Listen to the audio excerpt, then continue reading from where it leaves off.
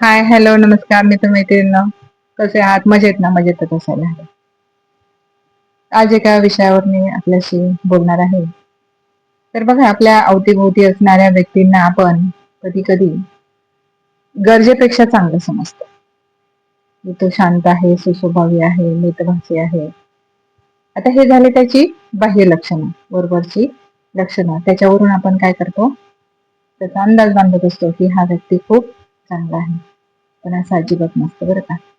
कारण कोणत्याही व्यक्तीला आपल्या मनामध्ये स्थान देण्याच्या आधी त्याची लायकी ओळखायला शिका.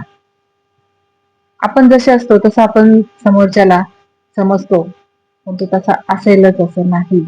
आपल्यासारखंच त्याचं मनही चांगलं असेल असं असत नाही.